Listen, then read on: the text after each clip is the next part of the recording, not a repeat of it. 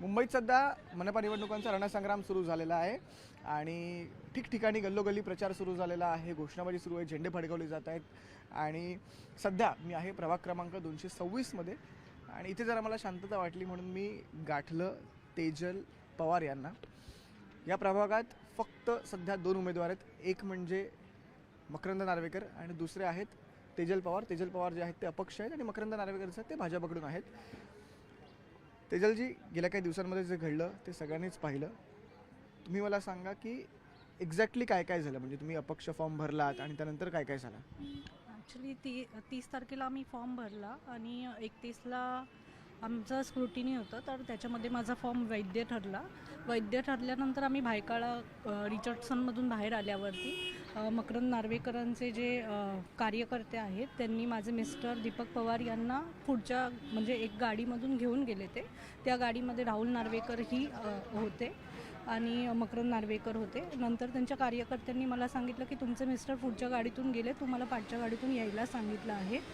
तर मला गाडीत बसवलं त्या लोकांनी आणि माझ्या बाजूला ते दुसरे अपक्ष होते ज्यांचा फॉर्म वैध ठरला होता ते बसले होते आणि त्यांनी मला त्यांच्या कप्परेटच्या बंगल्यावर घेऊन गेले। तर मी बंगल्यावर उतरल्यावरती मी बोलली, कोणाचा बंगला होता?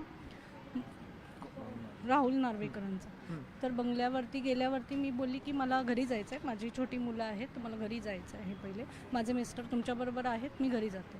तर मग ते त्यांना घेऊन त्यांच्या बंगल्यावरती गेले आतमध्ये आणि त्यांना पैशांची ऑफर केली, तर त्यांनी ती स्वीकारली नाही। ते बोलले की माझी मिसेस उभी आहे, मी उभा नाही आहे, तर तिची माघार ती ठरवणार, ती इंडिपेंडंट विचारांची आहे आणि ती माघार घेणार की नाही ते तिचा डिसिजन असणार। तर त्यांनी मला फोन केला की वहिनी तुम्ही, मकरंद नार्वेकर माझ्याशी बोलले की वहिनी तुम्ही या थोडा 5 मिनिटांसाठी, आणि राहुल नार्वेकर, आणि मग ते माझ्याशी बोलले आणि राहुल नार्वेकरांचा तुम्हाला फोन आला? हो, म्हणजे माझ्या मिस्टरांच्या फोनवरून त्यांनी मला फोन केला। तर मी बोलली मी नाही येणार, माझ्या मिस्टरांना तुम्ही घरी पाठवून द्या, मी त्यांच्याशी डिस्कस करून मी ठरवेल काय करायचं। तर हे बोलल्यानंतर त्यांनी पुढच्या अर्ध्या तासामध्ये त्यांचा PA रवींद्र पांचाळ यांना आमच्या घरी पाठवले आणि ते मला समजावत होते की तुम्ही मागे घ्या ताई, तुम्ही माझ्या बहिणीसारख्या आहात वगैरे। ते बोलता बोलता त्यांनी मला एक पहिले राजू करून कोणी माणूस होता त्यांच्याबद्दल सांगितलं की त्यांना आम्ही कसं तडीपार केलं, त्यांच्यावरती कसे क्रिमिनल केसेस लावले वगैरे हे सर्व। तर मी त्यांना विचारलं तुम्ही मला धमकावत आहात का? तर ते बोलले नाही नाही, धमकी नाही। मग हे धमकी नाही आहे, तर मला हे सांगण्याचं काय हेतू होता त्यांचा, हे का सांगितलं मला की त्यांनी तडीपार केलं वगैरे, असं होऊ शकतं। आणि मग नंतर त्यांनी मला जेवढे पैसे त्यांना ऑफिसमध्ये ऑफर केलेली त्याच्या डबल पैसे घ्या आणि किती पैसे? 10 लाख रुपये घ्या आणि तुम्ही फॉर्म मागे घ्या, असे ते बोलले स्टार्टिंगला। तर मी बोलली मला नाही घ्यायचं, मला उभं राहायचं आहे म्हणून तर मी फॉर्म भरला आहे, माझी इच्छा आहे, माझ्या मिस्टरांनी मला फोर्स नाही केला, मी शिकलेली मुलगी आहे आणि मला उभं राहायचं आहे, मला बघायचं आहे की काय असतं, सामान्य नागरिक म्हणून मला शिकायचं आहे आणि मलाही पुढे जायचं आहे। बरोबर। त्याच्यानंतर ते जायला तयार नव्हते, ते बोलत होते बोलून घ्या। तर माझ्या मिस्टरांनी त्यांना घेऊन खाली गेले आणि मग नंतर ते 4 वाजता परत आले, तर आमचा दरवाजा बंद होता, त्यांनी दरवाजाची बेल वाजवली पण आम्ही काही दरवाजा उघडला नाही। मग नंतर ते गेल्यानंतर म्हणजे आम्ही खालचे जे लोक आहेत त्यांना विचारलं की कोणी बाहेर आहे का, तर ते बोलले नाही आहे। मग त्याच्यानंतर मी माझ्या मुलांना घेऊन घरातून निघून, कोणत्या तारखेची गोष्ट ही? 31 तारखेची।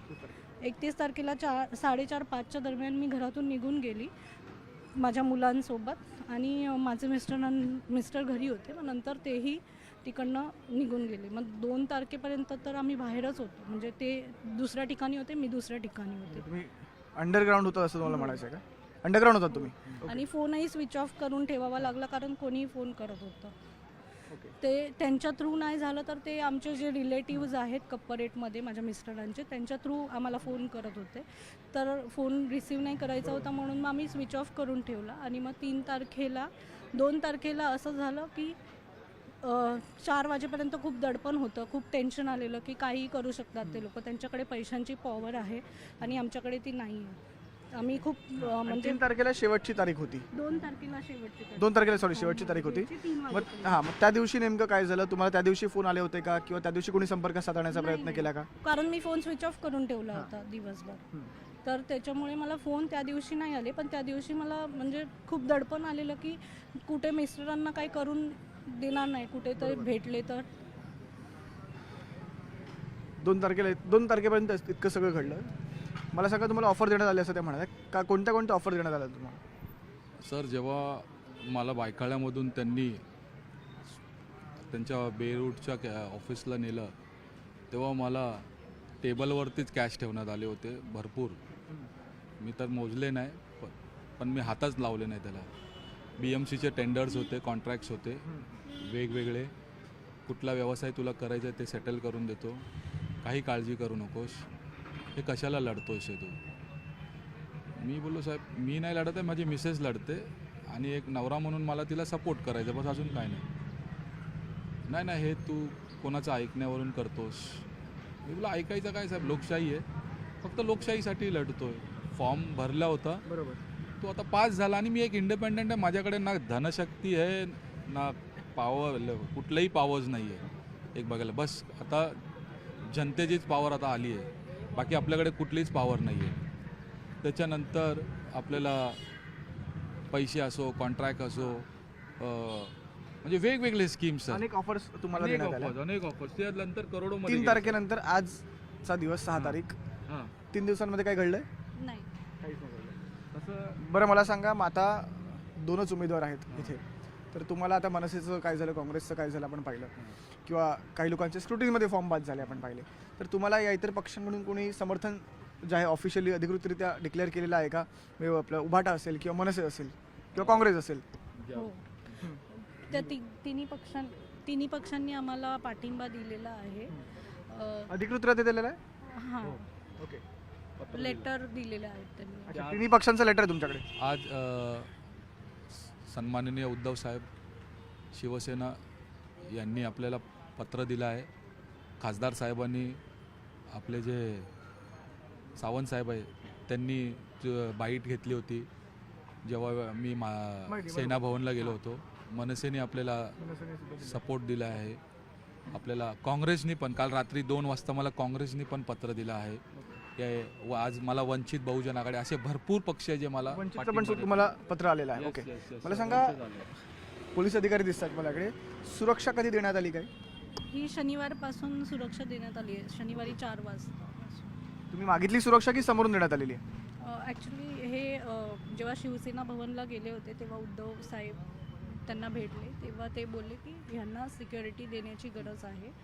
त्यानंतर मग ह्यांनी अर्ज केला पोलीस स्टेशनला आणि मग सिक्युरिटी पाठवली. तुम्ही उद्धव ठाकरेंना भेटलात, मग तुम्ही शिंदे गटात होतात किंवा उद्धव ठाकरे आणि तुमचे संबंध चांगले कसे?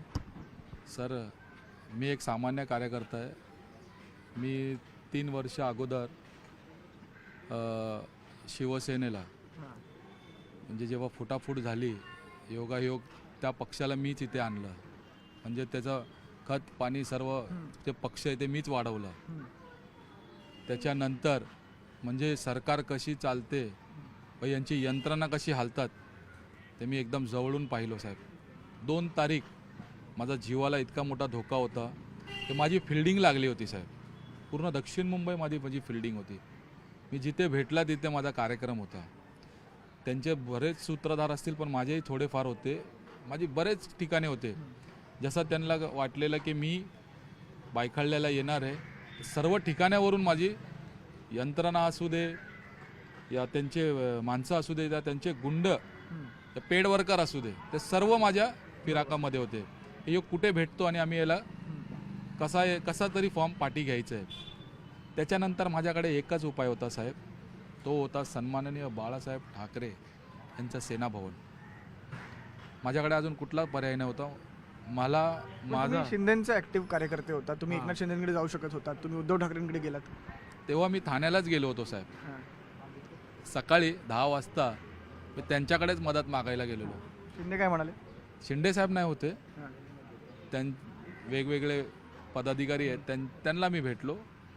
पण त्यांच्याकडून पण मला असंच वाटलं की हे पण मला माघारच घ्यायला लावत आहे.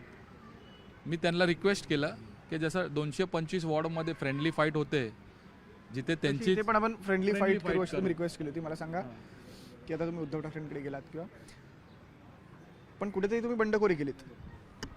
बंडखोरी नाही बोलता येणार, ती माझी इच्छा होती की मला लढायचं आहे आणि सामान्य जनता नाही लढू शकत का, हा माझा प्रश्न आहे. तुम्ही उत्तर मागा जनतेकडे की सामान्य माणूस वरती जाऊच शकत नाही का. सामान्य माणूस लढू शकतो का? अर्थात सामान्य माणूस लढू शकतो. तुम्ही आता फॉर्म भरलेला आहे, पण इतकी शांतता काय? म्हणजे तुम्ही प्रचार वगैरे अजून सुरू केलेला नाहीये. प्रचार कधी सुरू करणार आहात तुम्ही? मला अजून परमिशन भेटली नाही म्हणून आमचा प्रचार थोडा लांबणीवरती गेला आहे. ते कधीपर्यंत मिळेल परमिशन आणि कधी प्रचार सुरू करेल? हार्डली काय दिवस उरला आता? हो, आम्ही हां बाप्पाच्या आशीर्वादाने उद्यापासून प्रचार करू. मी गल्ली नुक्कडमध्ये जातोय, मला प्रचंड लोकांनी मेसेजेस केले, फोन कॉल्स केले, भेटले. मी त्यांना धन्यवाद करतो की ते माझ्या पाठीशी उभे. मी फक्त एकच सांगतो साहेब, मी अगर विकला गेला असता तर ह्या महानगरपालिकेचा इतिहास झाला असता का हा नार्वेकर, मकरंद नार्वेकर बिनविरोध निवडून आला असता आणि काय महापौर झाले असते. महापौर झाले असते. त्यांचा तो स्वप्न आहे की हो महापौर. एक मिनिट काय? हा आता सीट ओबीसी रिझर्व्ह आहे, तर मला तसा एक बातमी होती की हे महापौरचे दावेदार आहे. तर मी बोललो मी तर माघार घेणार नाही. जनतेच्या मध्ये जाऊ, जनतेने मला एक वोट तरी दिला आणि त्याला 1 लाख मतदान तरी पडले ना, तरी मी समाधानी आहे की त्याला जनतेने निवडून दिला. पण तुम्ही म्हणाला की त्यांना महापौर व्हायचं, तर तुम्हाला कुठून ही बातमी कळली होती की तुमचे काही सोर्सेस? नाही, तेच ओबीसी सीट होती त्याच्यामुळे आम्हाला असं वाटलं की ते बिनविरोध आले तर ते मुंबईमधून दावा ठोकतील की मी बिनविरोध आहे, तर मी महापौर होण्याच्या सर्वात लायक आहे. ओके, आणि बोला. आणि सर्वात मोठी गोष्ट साहेब, हा कुलाबामध्ये हे बोलतात विकास झालाय, विकास काय नाही, ते भ्रष्टाचार झालाय. सर्वात प्रथम इथे जे मुद्दे मी लोकांना त्यांचा अधिकार आणून दिलाय, प्रभाग क्रमांक 226 मध्ये हायराईज असतील, गरीब वस्ती असतील, त्यांना मी फक्त एकच म्हणतो, आपला ससून डॉगवरचा धंदा गेलाय, लोकां उपाशी मरताय. आपला जो BMC स्कूल आहे हे ह्या लोकांनीच बंद पाडलाय. आता तिथे अंडरग्राऊंड पार्किंगचा विषय चाललाय. कफपेडवरती जो PIL दाखल करून तिथे डेव्हलपमेंट थांबवला गेलाय. तुमचे खूप आधीपासून खरं तर खूप ऍक्टिव्ह होतात या 3 वर्ष मतदारसंघामध्ये. आपण खरं तर पवार दाम्पत्याशी चर्चा केली. हा जो मतदारसंघ आहे खूप जास्त क्रुशल आपण ज्याला म्हणतो तसा आहे. ही खूप जास्त अतितटीची लढाई इथे होणार आहे, कारण की एका बाजूला भाजपचे उमेदवार मकरंद नार्वेकर आहेत, तर दुसऱ्या बाजूला तेजल पवार यांचे अपक्ष उमेदवार आहेत. पण त्यांनी आता आपल्याला सांगितलं की त्यांना ठाकरे गट असेल, मनसे असेल, काँग्रेस असेल किंवा वंचित बहुजन आघाडी असेल, या सर्व पक्षांकडून आता त्यांना पाठिंबा देण्यात आलेला आहे. कुठेतरी त्यांची एक अपक्ष उमेदवार म्हणून सुद्धा ताकद जी आहे ती खूप जास्त वाढलेली आहे. अर्थात आपल्याशी चर्चा करता त्यांनी खूप मोठे आणि गंभीर आरोप केलेले आहेत. आता नेमकं या प्रभागात काय होतं हे 15 जानेवारीला आणि 16 जानेवारीला कळेलच. पण एकंदरीत आता हे प्रचार सुरू करतील, काय यांचा प्लॅन असेल ते सुद्धा पाहणं खूप महत्त्वाचं ठरेल आणि एकंदरीत काय निकाल लागतो या प्रभागात हे पाहणं खूप जास्त महत्त्वाचं ठरणार आहे. व्हिडिओ जर्नलिस्ट हर्षद सर, मी संकेत वरक, न्यूज 18 लोकमत, मुंबई.